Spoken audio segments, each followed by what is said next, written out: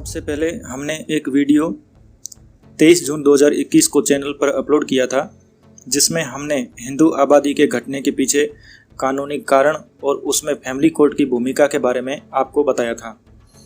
23 जून 2021 को हमारे video upload करने के 20 दिन बाद यानी 9 जुलाई 2021 को दिल्ली हाई कोर्ट द्वारा अपने आदेश में यह कहा गया कि यूनिफॉर्म सिविल कोड की वर्तमान परिदृश्य में आवश्यकता है और विधि और न्याय मंत्रालय भारत सरकार को भी इस संबंध में उचित कार्यवाही कर कदम उठाने को कहा गया है।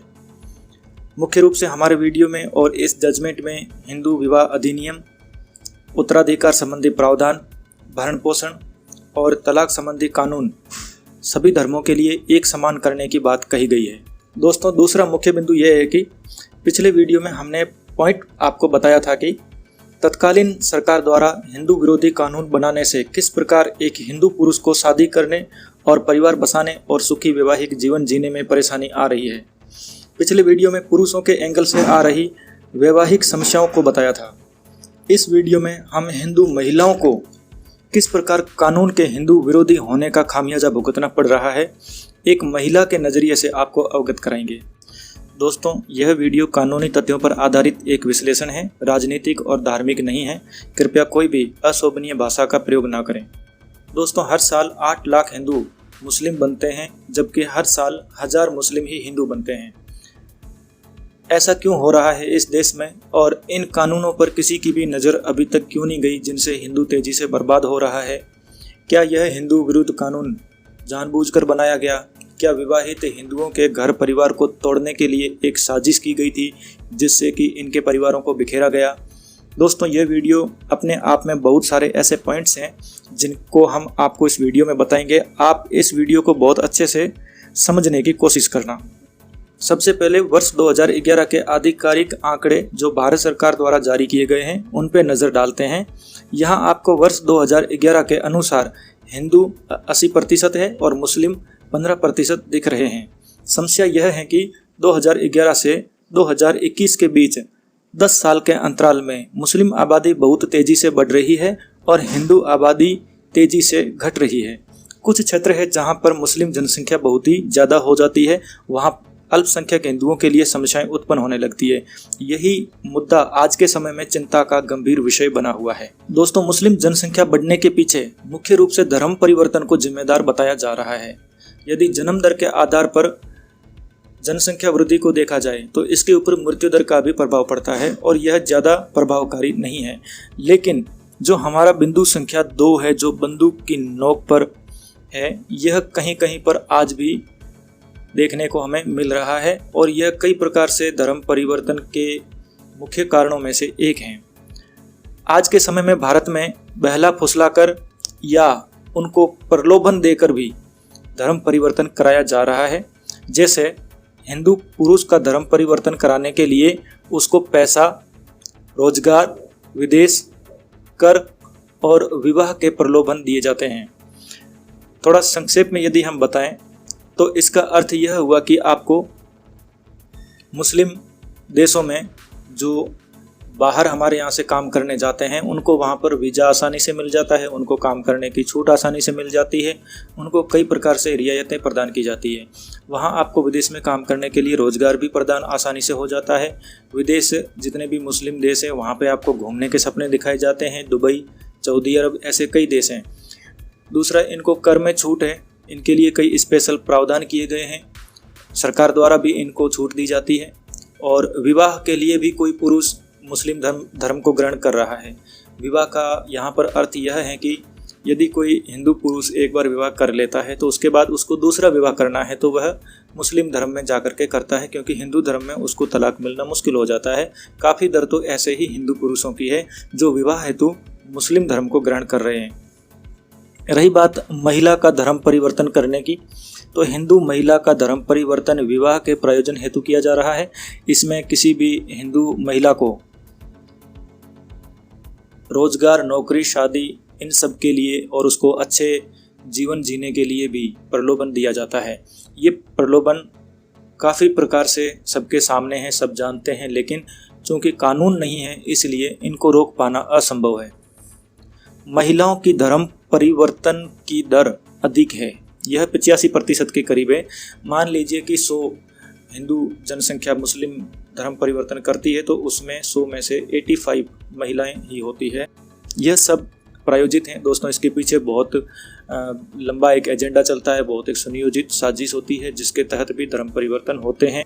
शिक्षाओं से प्रेरित होकर धर्म ग्रहण करने की दर बहुत ही कम है। असल में जिस पुरुष ने सही शिक्षा ग्रहण कर ली उसको धर्म परिवर्तन करने की कभी आवश्यकता ही महसूस नहीं है। दोस्तों सबसे पहले हम ये देख लेते हैं कि 8 लाख हिंदू हर साल मुस्लिम बनते हैं, जो विश्व हिंदू परिषद के जनरल सेक्रेटरी है, ये इनका कहना है। और अमेरिका में एक अखबार की कटिंग है जो ये कहती है कि न्यूयॉर्क टाइम्स, उसके द्वारा ये कहा गया है कि 25,000 अमेरिकन हर साल इस्लाम धर्म को ग्रहण कर लेते हैं। इसके पीछे बहुत बड़ी वजह है, वो क्या है उसके बारे में हम अब आगे बात करने वाले हैं। टाइम्स ऑफ इंडिया में एक समाजशास्त्री गौरंग जानी का कहना है कि हिंदुओं में धर्म परिवर्तन का मुख्य कारण उनके ऊपर बढ़ते हुए अत्याचार हैं। जो दलित और आदिवासी लोग हैं उनके पास विकास के लिए अवसर नहीं मिलते, और साथ में उनको जो जातिगत भेदभाव है जो हिंदुओं में उच्च जाति वर्ग द्वारा निम्न जाति वर्ग के साथ किया जाता है, यह सबसे बड़ा कारण है। दोस्तों हम पूरी तरीके से इस बात से सहमत नहीं हैं। ये बहुत ही छोटा कारण है, ये कोई बहुत बड़ा कारण नहीं है जिसको इतना बढ़ा चढ़ाकर बताया जा रहा है। जो हमारी नज़र में सबसे बड़ा कारण है वो क्या है वो हम आपको आगे बताते हैं। 8 लाख हिंदू हर साल धर्म परिवर्तन कर लेते हैं, जो विश्व हिंदू परिषद के जनरल सेक्रेटरी है इनका ये कहना है। इसके पीछे क्या कारण है उन पर थोड़ा नज़र डालते हैं। नकली मुस्लिमों की जनसंख्या बढ़ती जा रही है। ये वो मुस्लिम है जो आज भी हिंदू नाम से रह रहे हैं, हिंदू परिवारों में रह रहे हैं, हिंदू घर में रह रहे हैं। ये पूजा पद्धति भी हिंदुओं की कर रही है, इनके घर में पूजा पद्धति भी हिंदुओं की ही तरह होती है, लेकिन इन्होंने चोरी छिपे किसी के बहकावे में आकर या खुद मर्जी से, जैसे भी हो, इन्होंने मुस्लिम धर्म परिवर्तन का एक सर्टिफिकेट बनवाया है ताकि इनको विदेश में रोजगार मिल सके या किसी भी सरकारी योजना का फ़ायदा मिल सके।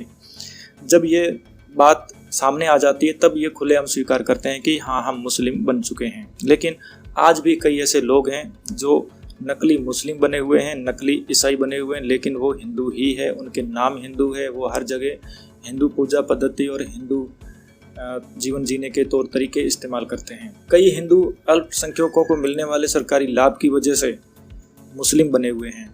ये नकली मुस्लिमों का ही एक तबका है।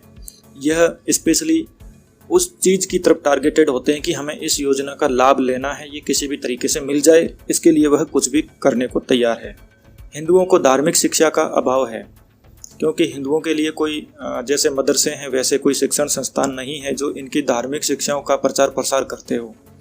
इस वजह से कई हिंदू अपने ही धर्म में बिना जानकारी के रहते हुए इनको दूसरे धर्मों की शिक्षाओं को प्रभावित होकर के उसको ग्रहण करने के लिए धर्म परिवर्तन की सोच रखते हैं। हालांकि किसी भी धर्म की शिक्षाओं को ग्रहण करने के लिए धर्म परिवर्तन होना आवश्यक नहीं है। आप बिना धर्म परिवर्तन किए भी आप उनकी शिक्षाओं को ग्रहण कर सकते हैं। आप उनके किताब, उनकी जो भी उपदेश है वो आप पढ़ सकते हो, इसमें कोई टोक नहीं होती है।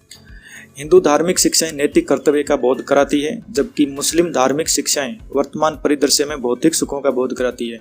दोस्तों ये एक बहुत ही बड़ा कारण है। यदि आप इसको अच्छे से समझने की कोशिश करेंगे तो हिंदू धार्मिक शिक्षाएं, इसमें आपकी मॉरल रेस्पॉन्सिबिलिटीज़ एंड ड्यूटीज़ आती है।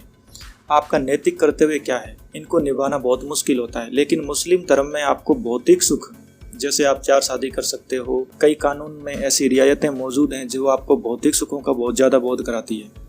यानी आपको विवाह संबंधी, भरण पोषण संबंधी, आपको परिवार संबंधी, और कानून में इतनी शिथिलता प्रदान की गई है कि आपको भौतिक सुख यदि भोगने हैं तो आपको मुस्लिम धर्म अपनाना पड़ेगा। इस प्रकार का एक माहौल है। इस वजह से कई लोग जा रहे हैं, क्योंकि कोई भी पुरुष या महिला आज के समय में नैतिक कर्तव्यों के संबंध में बात नहीं करना चाहता, उनको भौतिक सुख चाहिए। हिंदू विवाह अधिनियम और भरण पोषण कानून। दोस्तों जो 8 लाख हिंदू हर साल परिवर्तित हो जाते हैं, दूसरे धर्मों की तरफ चले जाते हैं, इसके पीछे मुख्यतः और सबसे बड़ी वजह हिंदू विवाह अधिनियम है और भरण पोषण कानून है। आइए आपको विस्तार से समझाते हैं। हम आपको ऐसे बिंदु बताएंगे जो शायद आपने इससे पहले कभी नहीं सुने होंगे या आपने कभी महसूस नहीं किए होंगे। या आपको कभी वक्त पड़ा होगा तभी आपको इन चीज़ों के बारे में पता चला होगा। हालांकि आज भी कई हिंदू ऐसे हैं जिनको ये कानून पता ही नहीं है, जब कोर्ट जाते हैं तब उनको पता चलता है। ये कानून हिंदू पुरुष और हिंदू महिला दोनों का शोषण कर उनका जीना दुभर कर देते हैं।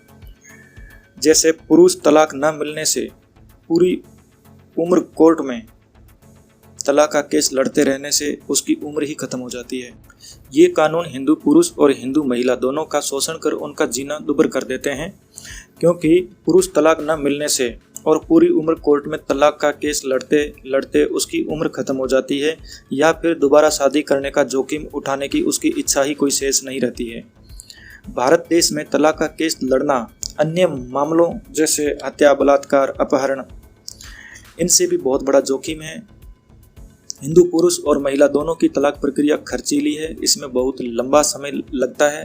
आप ये मान के चलिए कि 10-15 साल आपके कहीं नहीं गए यदि आप कानून के मामले में बिल्कुल भी सजग नहीं हो, तब आपके 10, 15, 20, 25 ये कितने भी साल लगा देगी, लेकिन फिर भी तलाक मिलेगा इसकी कोई गारंटी नहीं है। यह सब हिंदू विवाह अधिनियम के कारण हो रहा है। जो समस्या पुरुषों के साथ है वही हिंदू महिलाओं के साथ भी है। इसको ध्यान से समझने की कोशिश करना। आज लगभग हर तीसरा हिंदू परिवार कोर्ट जा रहा है। वैवाहिक मतभेद बढ़ने से हिंदू पुरुष व महिला की जिंदगी लगभग बर्बाद हो जाती है।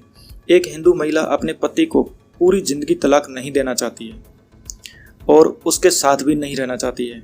कोर्ट भी महिला के पक्ष में रहता है और पुरुष को तलाक नहीं मिल पाता है। वहीं महिला भी जिद पर कायम रहते हुए पूरी जिंदगी बदले की भावना में बर्बाद करती है। इसका मुख्य कारण हिंदू विवाह अधिनियम है, जो जानबूझकर हिंदू पुरुष विरोधी बनाया गया है। दूसरा मुख्य कारण यह है कि हिंदू महिला अपने पति को अलग रहते हुए भी तलाक इसलिए नहीं देना चाहती क्योंकि उसे अधिक गुजारा भत्ता मिलता है। मुख्यतः फैमिली कोर्ट में हिंदू महिला का वकील भी पुरुष को तलाक नहीं लेने देता है, क्योंकि जितनी देर से तलाक होगा उतना ही धन उगा ही ज्यादा होगा। वकील महिला को पैसा दिखाकर केस लंबा खींचते हैं। जैसा कि हमने आपको पहले ही बताया था, महिला को पैसा चाहिए और पुरुष को शांति चाहिए। यहाँ महिला को पैसा तो मिलता है परंतु हिंदू पुरुष की पूरी शांति चली जाती है। दोस्तों, गुजारा भत्ता न देने पर हिंदू पुरुष को तलाक नहीं मिलता है और सजा का प्रावधान भी है। मान लीजिए कि कोई हिंदू पुरुष गुजारा भत्ता की रकम नहीं दे पाता है, हालांकि ये रकम कोर्ट बहुत ज़्यादा आदेश करते हैं और हिंदुओं से संबंधित यदि कोई मामला है तो पति के ऊपर कोर्ट ज़्यादा से ज़्यादा गुजारा भत्ता देने का आदेश ही करते हैं।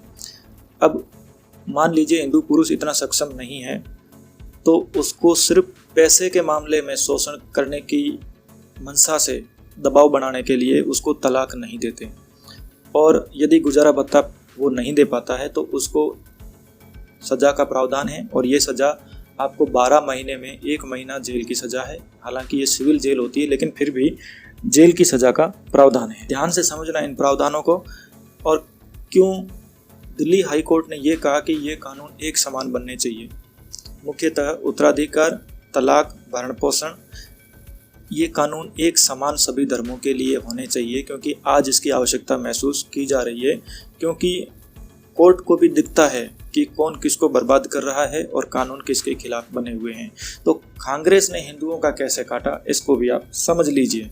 मुस्लिम पुरुष को काजी द्वारा 6 माह में कानूनन मान्य तलाक मिल जाता है, यानी जो काजी तलाक लिख कर देगा वो कानून में मान्यता प्राप्त तलाक होगा। दोस्तों, अभी 3 तलाक बैन हुआ था, वो 3 तलाक वो था जो एक साथ बोला जाता है, तलाक तलाक तलाक, ये बैन हुआ है। लेकिन काजी के माध्यम से जो तलाक दिया जाता है वह 1 महीने में एक नोटिस पत्नी के पते पर भेजा जाएगा, दूसरे महीने में फिर एक नोटिस पत्नी के पते पर भेजा जाएगा, उसमें लिखा रहेगा कि हमने आपको तलाक दे दिया है। तीसरा महीना आएगा तो तीसरे महीने में फिर एक नोटिस पत्नी के पते पर भेजा जाएगा, और जब वो नोटिस उसको मिल जाता है या नहीं मिल जाता है या आपने भेज दिया है तो वो 3 तलाक होते ही वो तलाक मान्य हो जाएगा।